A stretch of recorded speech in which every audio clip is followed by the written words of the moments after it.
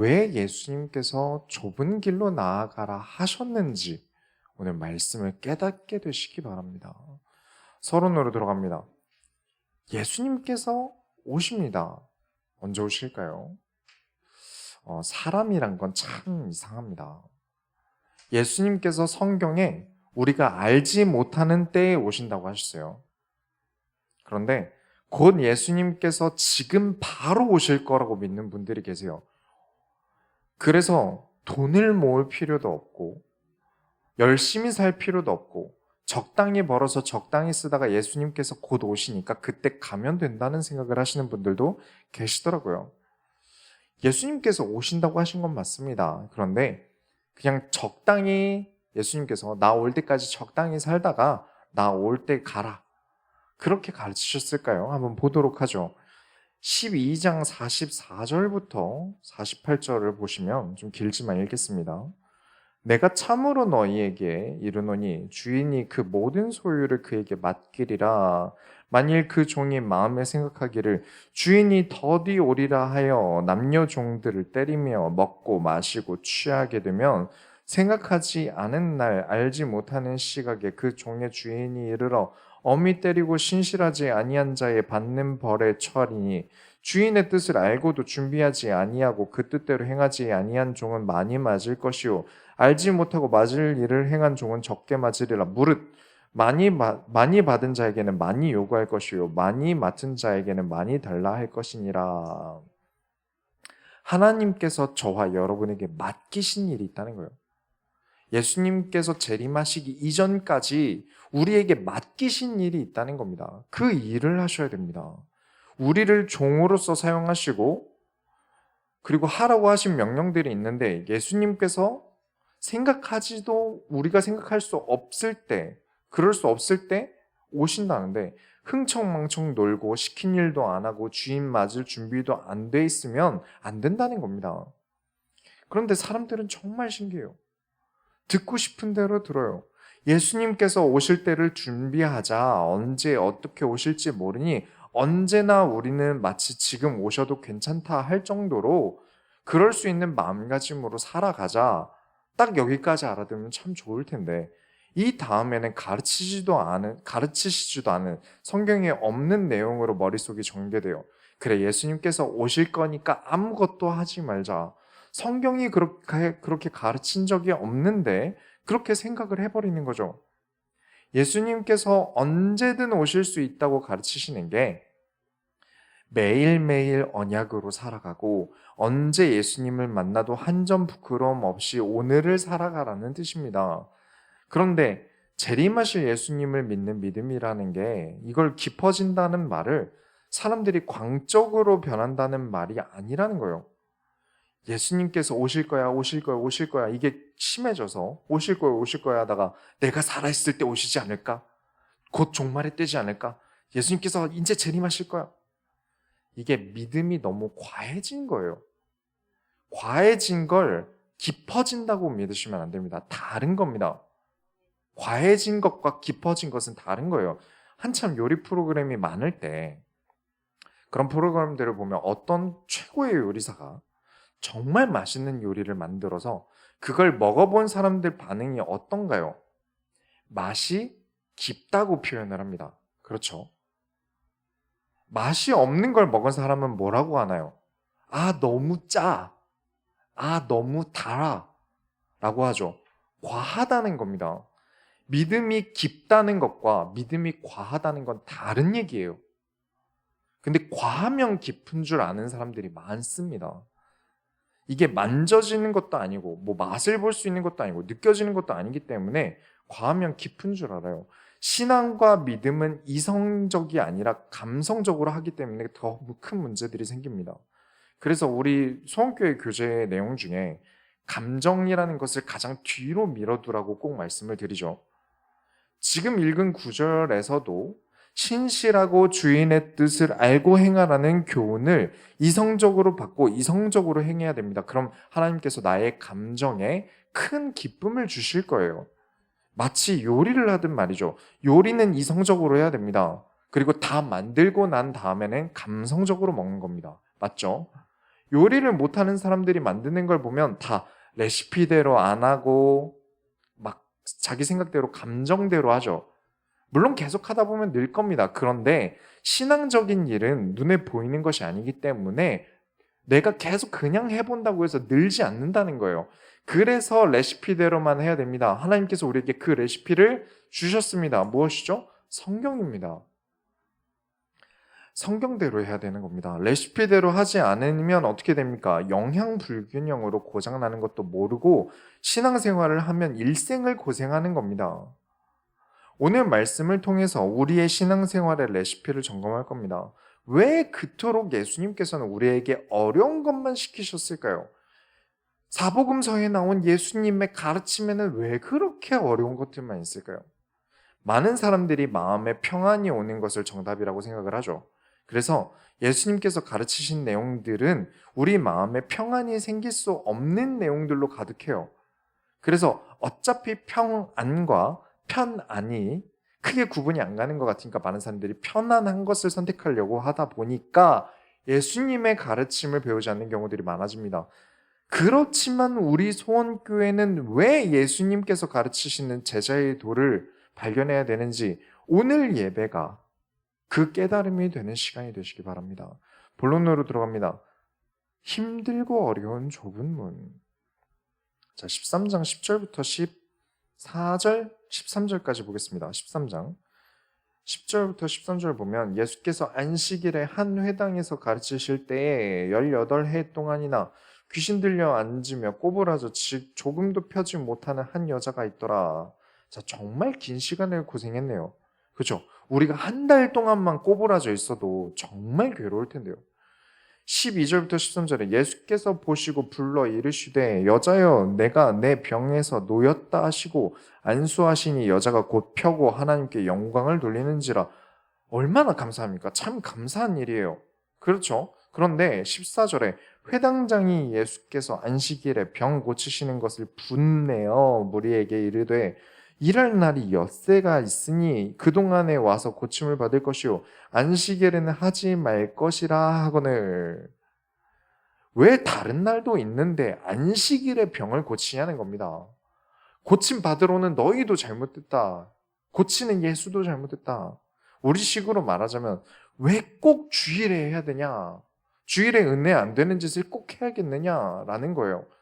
15절부터 17절에 주께서 대답하여 이르시되 외식하는 자들아 너희가 각각 안식일에 자기의 소나 나귀를 외양간에서 풀어내어 이끌고 가서 물을 먹이지 아니하느냐. 그러면 18해 동안 사탄에게 매임받은 이 아브라함의 딸을 안식일에 이 매임에서 푸는 것이 합당하지 아니하냐. 예수께서 이 말씀을 하심에 모든 반대하는 자들은 부끄러워하고 온 무리는 그가 하시는 모든 영광스러운 일을 기뻐하니라. 모두가 안식일에 일하지 않는데 일을 하면 손가락질을 하고 반대로 모두가 안식일에 일하는데 혼자 안식일을 지킨다고 놀면 그건 그것대로 손가락질을 할 거예요. 어딘가 튀면 사람들은 손가락질을 합니다. 이게 맞냐 틀리냐보다 왜 아무도 안 하는데 하느냐의 문제를 삼을 거예요. 사람들은 무엇이 바른가, 무엇이 바른 길인가 고민하기보다 모두가 가는 길을 가야 한다고 믿어요. 그런데 인간은 워낙 또 인스턴트 좋아하지 않습니까? 빠른 걸 선호해요. 이게 맞다 틀리다 고민하는 시간에 그냥 남들 다 하는 거 하는 게 안전하다는 거죠. 그리고 사람이 너무 튀려고 해도 문제가 되는 게 맞긴 하죠. 하지만 그렇다고 해도 우리는 옳고 그른 것을 분간할 수 있어야 됩니다. 제가 누가복음 12장에 일부러 안 거치고 지나간 내용이 있어요. 이제 설명을 드릴 건데 우리가 아까 예수님께서 그때를 알지 못하지만 아주 갑작스럽게 오신다고 12장에서 이야기를 하신 다음에 바로 무슨 이야기를 하시냐면 12장 다시 보시겠습니다. 12장 49절부터 50절에 내가 불을 땅에 던지러 왔노니 이 불이 이미 붙었으면 내가 무엇을 원하리요? 나는 받을 세례가 있으니 그것이 이루어지기까지 나의 답답함이 어떠하겠느냐? 지금 예수님께서 받을 세례는 십자가를 말씀하시는 거예요. 그런데 예수님께서 답답해 하신다. 왜 답답하시냐면 51절, 12장 51절부터 53절 보시면 내가 세상에 화평을 주려고 온 줄로 아느냐? 내가 너희에게 이르노니 아니라 도리어 분쟁하게 하려 함이로라. 이후부터 한 집에 5사람이 있어 분쟁하되 셋이 둘과 둘이 셋과 하리니 아버지가 아들과 아들이 아버지와 어머니가 딸과 딸이 어머니와 시어머니가 며느리와 며느리가 시어머니와 분쟁하리라 하시니라. 자, 왜 분쟁을 한다는 걸까요? 예수님께서는 왜 분쟁을 주신다고 하는 걸까요? 바른 길을 간다고, 옳은 길을 간다고 하는 건 어떤 면에서 욕먹기 딱 좋은 일입니다. 친구끼리 같이 걷는데 차도에 차가 하나도 안 다녀요. 날은 너무 더워요. 횡단보도는 저 멀리 있어요. 그래서 다른 친구들이 그냥 무단으로 건너자 하는데 딱 한 명만 아니 법대로 해야지. 나는 횡단보도로 걸어서 갈 거야. 이러면 이제 막 친구들이 너만 잘났냐 재수없다 이럴 거예요. 예수 그리스도의 십자가로 인해 얼마나 사람들이 분쟁할지 보입니다. 그러나 예수님께서는 바른 길을 가자고 분쟁할 제자들을 부르시고 가르치신 겁니다. 제자들이 사회에서는 분쟁을 일으키는 나쁜 사람들이 될 거예요. 모두가 예수가 메시아가 아니라고 할 때 예수가 하나님의 아들 그리스도다라고 말할 분쟁자들이 예수님의 제자들이 될 거라는 얘기입니다. 그런데 이렇게 옳고 바른 길을 가야 할 제자들과 무리들이 12장 56절부터 57절에 외식하는 자여 너희가 천지의 기상은 분간할 줄 알면서 어찌 이 시대는 분간하지 못하느냐 또 어찌하여 옳은 것을 스스로 판단하지 아니하느냐. 옳은 것을 판단하지 못한다면요 분쟁할 일도 없습니다. 왜냐? 좋은 게 좋은 일이죠. 이게 바른 건지 잘못된 건지 아무도 모르는데 그러면 분쟁할 일이 없어요. 그냥 모두가 좋다 하니까 좋다고 하고 모두가 옳다고 하니까 옳다고 하겠죠. 모두가 싫다고 하고 혐오하면 같이 혐오하면 되겠죠. 아무 문제 없을 거예요. 뭐가 뭔지 잘 모르니까요. 그래서 13장을 다시 보시면 13장 24절에 좁은 문으로 들어가기를 힘쓰라. 내가 너에게 이르노니 들어가기를 구하여도 못하는 자가 많으리라. 굳이 힘들게 좁은 문으로 뭐하러 들어갑니까? 그냥 남들 다 가는 넓은 문으로 가야죠. 좋은 게 좋은 거 아닙니까? 어차피 문만 열고 들어가면 되지 않을까요? 라고 생각하는 우리에게 힘들어도 좁은 문으로 들어가라. 너희가 옳은 일에 대해서는 고집을 부려야 한다는 말입니다. 옳고 그른 것을 분간할 수 있어야 한다는 말입니다. 아무리 넓은 문이라고 하더라도 세상 모든 사람들이 이 문이 맞다고 말해도 너희는 진리를 여는 문, 바른 길을 가기를 힘써라. 분쟁하게 될지라도 너희는 좁은 문으로 들어가라. 13장 25절에 집주인이 일어나 문을 한 번 닫은 후에 너희가 밖에 서서 문을 두드리며 주여 열어주소서 하면 그가 대답하여 이르되 나는 너희가 어디에서 온 자인지 알지 못하노라 하리니. 그렇습니다. 열고 난 다음이 다릅니다. 천국은 이 좁은 자들이 가는 것이다. 이 땅에서 천국을 누리는 사람들도 좁으나 바른 문으로 가는 사람, 그 사람이다. 셀프로 스스로 좁아 터진 이상한 문을 만들라는 게 아닙니다. 바른 문으로 가려고 하니 그 문이 좁은 거예요. 두 번째로 낮은 자의 하나님, 이게 어떤 뜻일까요?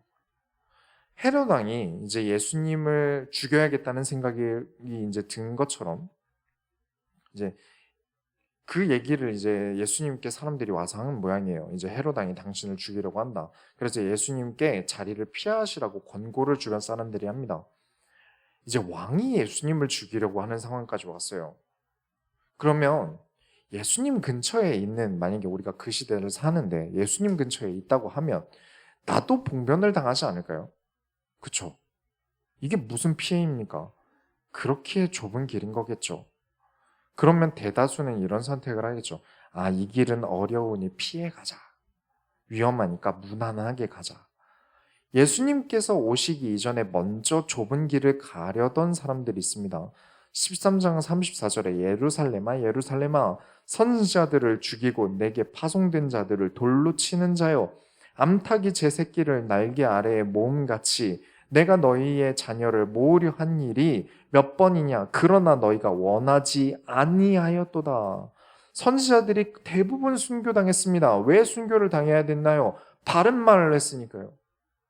하나님 앞에 바른 길을 가야 한다고 외치는데 아무도 그 말을 듣지 않고 되려 사람 피곤하게 한다, 사회를 피곤하게 한다고 해서 그 선지자들을 죽였습니다. 먼저 좁은 문을 간 사람들이죠. 14장을 보시면 어김없이 바리새인들은 예수님을 예의주시하고 있습니다.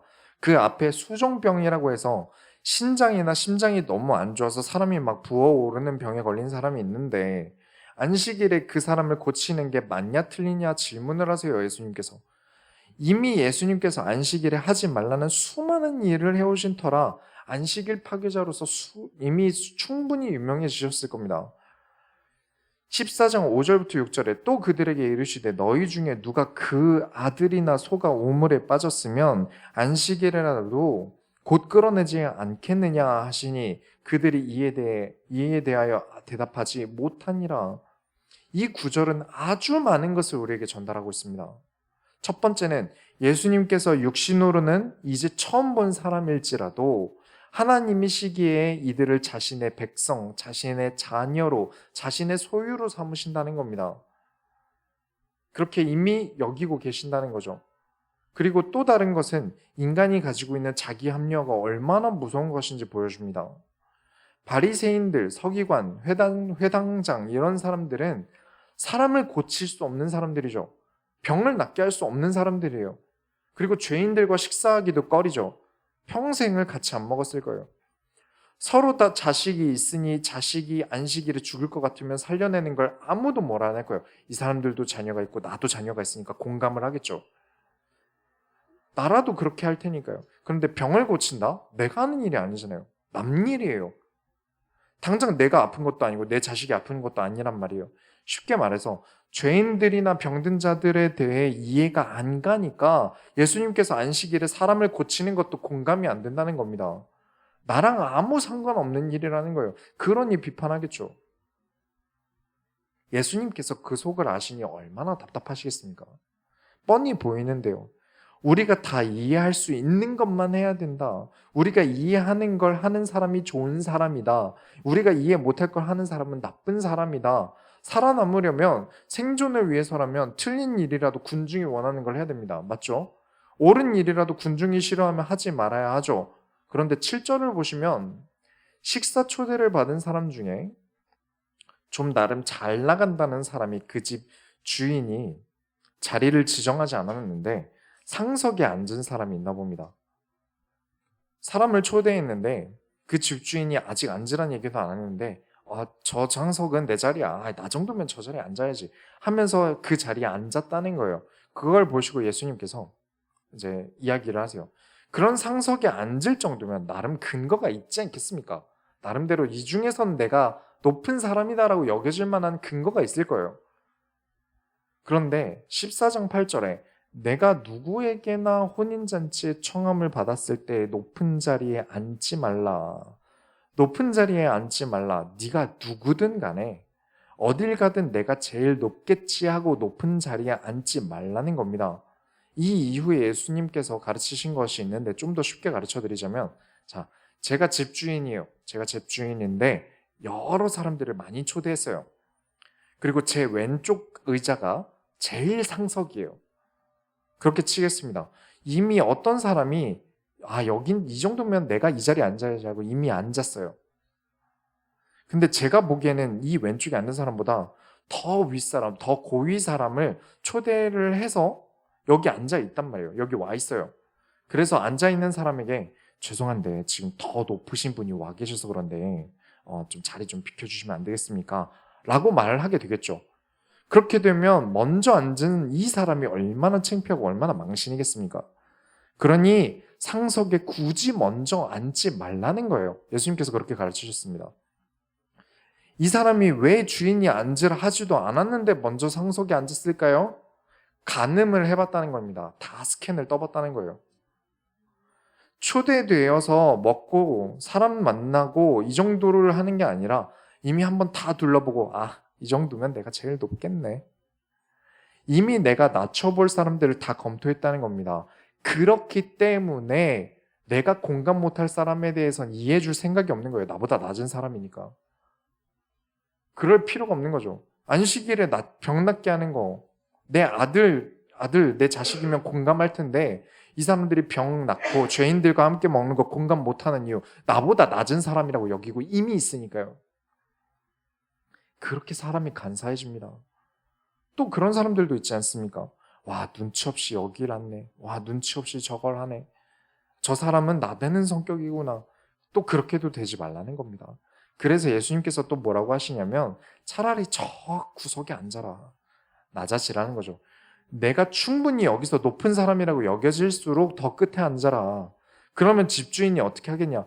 아이고, 왜 여기 앉아 계십니까? 이리로 오세요. 그러면서 훨씬 존중을 받을 거고, 사람들도 와, 저 정도 되는 사람이 겸손하기까지 하네라고 생각할 거예요.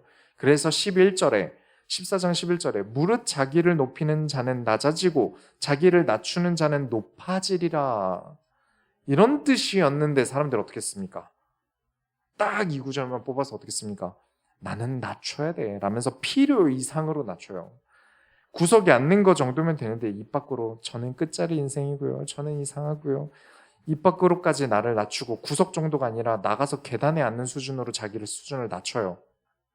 또 예수님께서 가르치신 거라고 과장되게 해석을 합니다. 절대 과하게 해석하시면 안 됩니다. 하나님만 못해요. 제가 제 경험담인데 누구누구님 참 잘생기셨어요 라고 칭찬했는데 그러면 아이고 아닙니다. 저보다 잘생긴 사람들도 많고 여기 다 저보다 잘생기셨는데요 하고 그냥 넘어가면 되는데 아닌데요? 저 못생겼는데요? 지금 외모 보신 거예요? 그거 차별이에요. 예쁘다 잘생겼다가 성차별, 성폭력이 될 수 있다는 거 모르세요? 시대가 어느 시대인데 그런 얘기를 하시죠? 이렇게 급발진하면 굉장히 사람이 피곤해집니다. 정말 과하면 아니하는만 못해요. 자기를 낮추는 게 겸손할 줄 알아야 정도라는 건데 문자 그대로 어떻게든 끌어내려서 낮춰야 하나님이 높이신다고 자꾸 생각을 하잖아요. 앞에 예수님께서 설명하신 건 다 제끼고 이렇게 11절만 기억하고 외워요. 나는 낮아져야 돼. 하나님은 낮은 자의 하나님이야. 그러니까 나는 무조건 낮게 살면 하나님께서 높이실 거야. 아니죠. 여러분, 낮아지는 거 쉽습니다. 얼마나 쉽습니까? 집에서 라면만 먹으면서 게임만 하고 일이든 공부든 안 하면 되죠. 얼마나 쉬워요. 그래놓고 직장에서 노력하고 뭐 사업을 일궈내려는 사람한테 그렇게 높아져서 뭐하게. 하나님은 낮은 자의 하나님이라고 하셨어. 이런 식으로 나와요. 그런 뜻 아닙니다. 예수님이 그렇게 설명하신 거 절대 아니에요. 교만하지 말아라. 주변 사람들 평가하지 말아라. 스스로 높은 자리에 앉으려고 하지 말고 사람들이 알아볼 만큼 정말 높은 사람이라면 겸손하게 낮은 데 앉아라. 그리고 주인이 있는데 너희 마음대로 자리를 차지하지 말아라. 무슨 뜻이죠? 우리의 주인 되신 그리스도께서 앉으라는 데 앉아야 하고 가라는 데 가셔야 됩니다. 하나님께서 있으란 곳에 있어야 되는데 나 정도면 이 정도 자리에 있어야 되지 않을까? 교회에서 내가 이 정도 자리는 차지해야 되지 않을까? 지난주였나? 누가 이제 또 상담을 하는데 다른 외부에서 이야기가 나와서 목사님은 어떻게 생각하시냐고 외부에서 질문이 왔어요. 어떤 여자분이 남편이 돈을 굉장히 잘 버시나 봐요. 그 여자분이 일을 안 해도 될 만큼 많이 버세요. 그리고 큰 교회를 다니는데 그 교회 교역자들한테 내가 존댓말을 해야 되는 게 재수가 없어요. 나보다 어린애한테 존댓말 하기도 싫고 나보다 별 볼 일이 없는 여자 전도사를 전도사님이라 불러줘야 하는 것도 재수가 없어요.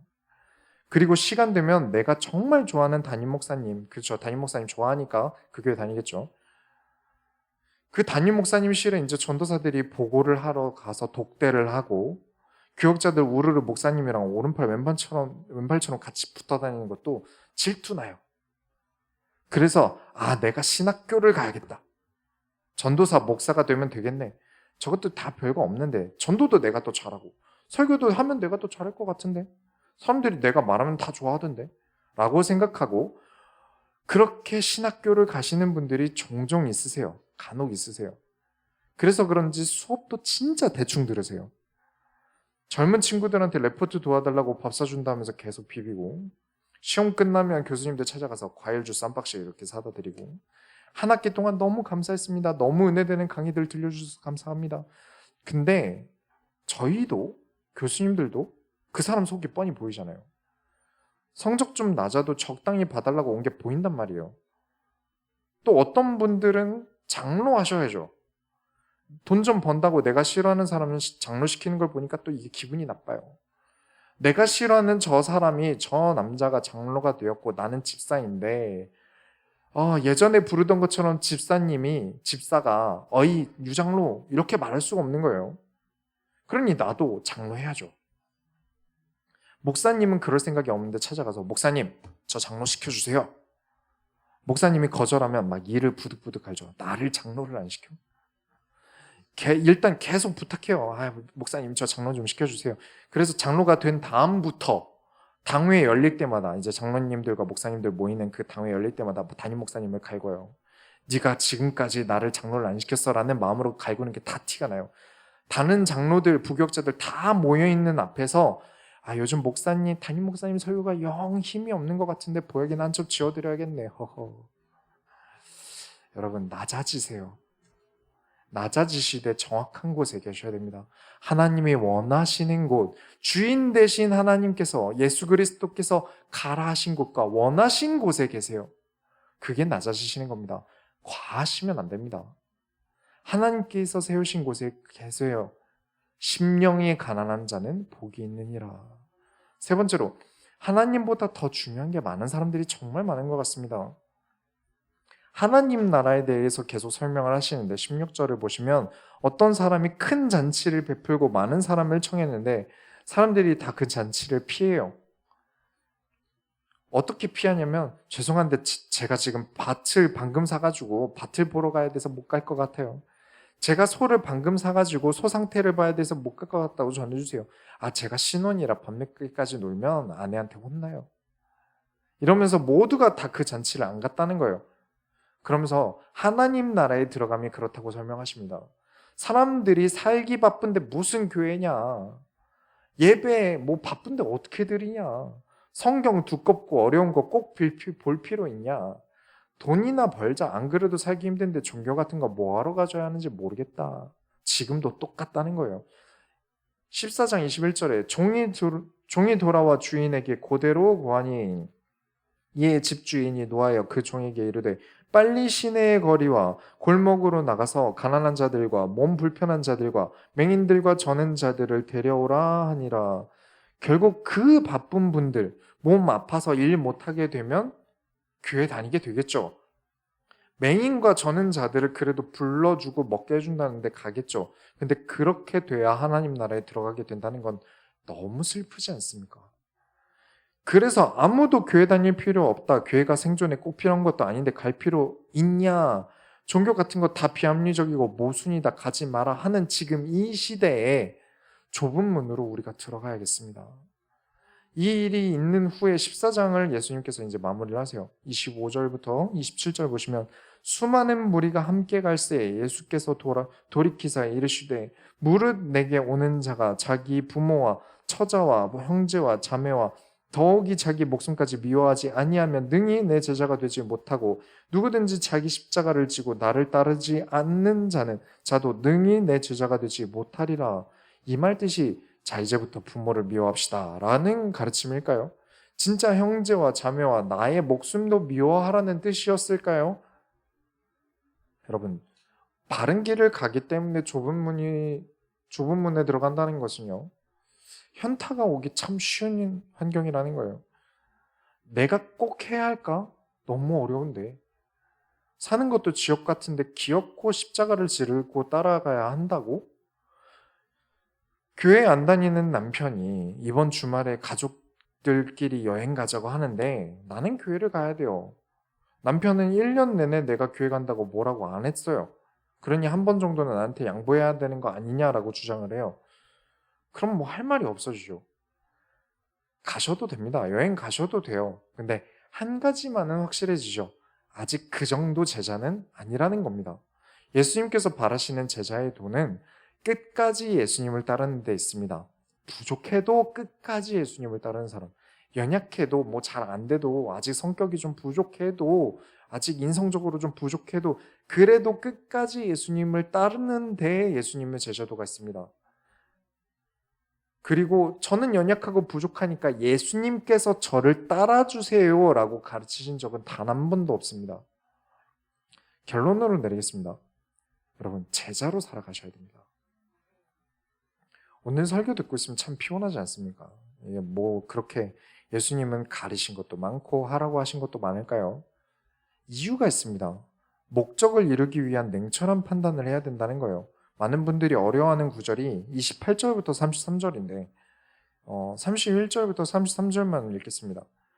또 어떤 임금이 다른 임금과 싸우러 갈 때에 먼저 앉아 1만 명으로서 저 2만 명을 거느리고 오는 자를 대적할 수 있을까 헤아리지 아니하겠느냐? 만일 못할 터이면 그가 아직 멀리 있을 때에 사신을 보내어 화친을 청할지니라. 이와 같이 너희 중에 누구든지 자기의 모든 소유를 버리지 아니하면 능히 내 제자가 되지 못하리라.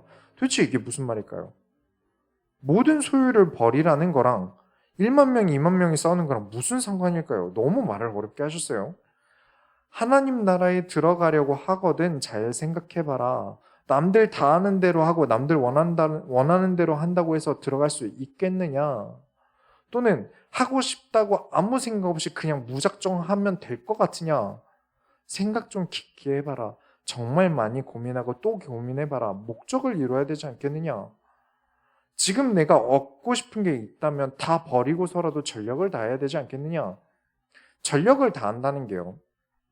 그냥 무지성으로 돌진하는 게 전력이 아닙니다. 이게 될 것인가 안 될 것인가를 가늠하고 계산하라는 거예요. 예를 들자면 누군가 헬스를 처음 시작을 했는데 3대 운동이라는 게 있네요. 검색해 보니까 뭐뭐뭐 있어요. 그래서 이제 벤치프레스라고 이렇게 누워서 드는 게 있는데 이걸 처음 하는데 사람들이 3대 500이라는 걸 목표치로 정한대요. 그래서 바로 내가 이 드는 걸 200kg을 들어야겠다 라고 목적을 잡고 그 자리에서 처음 하는 사람이 드는 순간 막 팔꿈치고 어깨고 다 박살나면서 잘못하면 죽기까지도 할 수 있습니다. 그러면 내가 지금 200kg도 못 드는데 그럼 하지 말자 하고 포기하는 게 맞을까요? 아니죠. 빈봉으로라도 들어야죠. 그것도 무겁습니다. 20kg이나 되거든요. 그것부터 조금씩 무게를 올려야죠. 운전을 한다는 목표를 이제 가진 사람이, 처음 운전면허를 따려는 사람이 무지성으로 처음에 차에 앉자마자 발로 밟는 게 2개인데 뭔지 모르겠고 가장 중요한 게 오른쪽에 있지 않을까? 대부분 오른손잡이니까. 그래서 바로 오른쪽에 있는 걸 밟게 되면 어떻게 되겠습니까? 아주 큰일 나는 거예요. 오른쪽에 엑셀이거든요. 밟는 순간 바로. 그렇다고 어려우니까 운전 어렵고 기계 어렵다. 그래서 운전하지 말까요? 어려워도 끝까지 예수님을 조금씩 따라서 전력을 다하라는 겁니다. 정말 예수님의 제자가 되고 싶거든 예수님께서 원하신다면 아무리 내가 쥐고 있어도 아무리 내가 이렇게 쥐고 있고 싶어도 버릴 수 있어야 한다는 거예요. 예수님도 얻고 이것도 얻고 저것도 얻고 다 내 마음속에 뜻하는 대로 원하는 대로 가지려고 소유하려고 한다면 그건 이미 예수님의 제자가 아닌 겁니다. 예수님께서 싫다고 하시는 건 안 하는 겁니다. 성경에서 하지 말라고 하는 건 세상 모든 사람이 하라고 해도 안 하는 게 제자입니다. 예수님의 제자로 살아가는 게 내 신앙의 목표라면 당장 예수님께서 안 오셔도 언제 오셔도 괜찮을 만큼 준비되어 있는 삶을 살고 시대가 신앙생활을 방해도 끝까지 말씀을 따라 좁고 어렵다라도 나아가고 사람들이 나를 알아봤으면 좋겠고 사람들이 나를 우러러봤으면 좋겠어서 빨리 상석에 앉는 게 아니라 겸손히 예수님께서 나를 세우시기까지 실력과 믿음이 다 준비된 상태에서 기다릴 줄 알아야 하고 내 가족마저 나의 신앙을 무너뜨리려고 한다면 그마저도 나는 예수님의 제자라 예수님을 선택하겠다 말할 수 있는 사람이 제자라는 겁니다. 이렇게 말하니까 어렵죠. 어려우나 그럼에도 하나님 말씀을 따라 나아가는 것이 제자입니다. 28절부터 30절 보시면 너희 중에 누가 망대를 세우고자 할진대 자기의 가진 것이 준공하기까지에 종할는지 먼저 앉아 그 비용을 계산하지 아니하겠느냐. 그렇게 아니하여 그 기초만 쌓고 능히 이루지 못하면 보는 자가 다 비웃어 이르되 이 사람이 공사를 시작하고 능히 이루지 못하였다 하리라. 자, 전력에 대해서 다시 한번 설명하겠습니다. 중요해서 그래요. 우리가 이제 교회를 이제 이전하려는 의지를 가지지 않았습니까? 뭐 멀리 갈 일은 절대 없겠지만, 심지어 이번 주에 비가 오는데, 비 가세요? 비 가세요? 하나님께서 무슨 일이 있어도 어떻게든 우리를 다른 곳으로 내보내시려는 의지를 1층에서 일어나는 일들과 또 이제 자연을 통해서까지 보여주고 계세요. 이 정도면 하나님께서 소리를 지르시는 것 같아요. 야, 다른 데 나가라 좀. 그런데 이제 또 교회 관련돼서 이제 대출을 좀 알아보니까 저희 교회는 대출 지원 대상이 안 되더라고요. 이럴 때 제가 무지성으로 하나님의 뜻이니까 자, 돌격 제2금융, 제3금융 갑니다. 이게 맞을까요? 아닐 겁니다. 계산을 해야죠. 그렇다고 우리 대출도 안 되는데 이전하지 말까? 안 할 수 있거든요. 이전 안 하고 살 수 있어요. 어떻게든 뭐 할 수 있죠. 위에 뭐 천장공사 집주인한테 계속 전화해가지고 하면 되죠.